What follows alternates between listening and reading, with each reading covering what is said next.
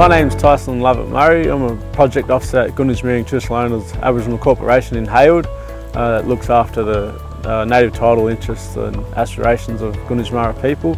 We are at Lake Condah, which is a really sort of sacred place to our mob. The lake itself was formed due to the Budj Bim eruption, so the eruption of a volcano that was formerly known as Mount Eccles.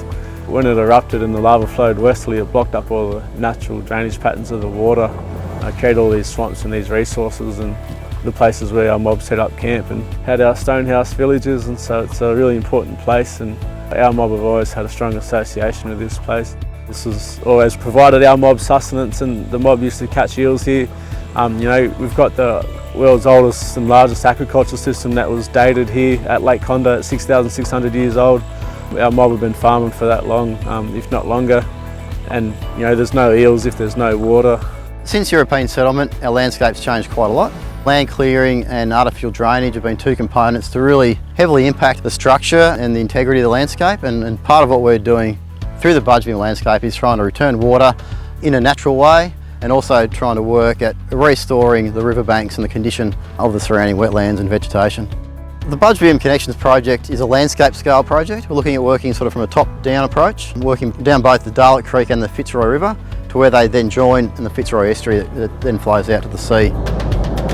A lot of science is behind it, and to get the lake at the right levels to help all the bird life, ecological values, all the cultural significant sites.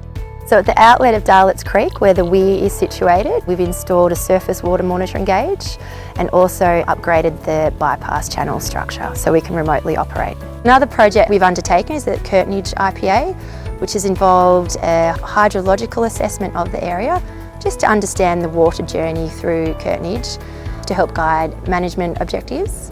The Tirrandara Water Restoration Project, located at the Tirrandara IPA, the main aim of this project is to partially reinstate flows to the Tirrandara wetland system.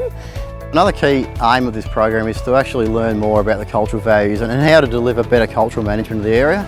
We undertook the Aboriginal water assessments to try and get a better insight in terms of the values, the true values of this landscape and what it means to the local people. It's been a really interesting and very much an educational experience. The traditional owners know the land better than anybody. We've been able to take a lot from that.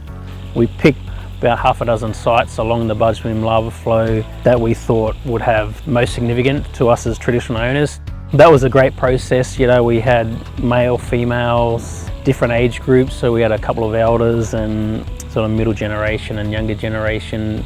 We were just trying to capture as much knowledge as we could through that AWA process. We want to be able to manage country obviously into the future and pass that knowledge and information down to the coming generation. So to be able to capture that knowledge and information and put it into that database it gives us a tool to keep on managing country the way that we want to manage it, I think. And also to have the CMA be part of that was pretty important to us as well. And that scientific perspective was really important too. My memories are of being able to drive across the lake.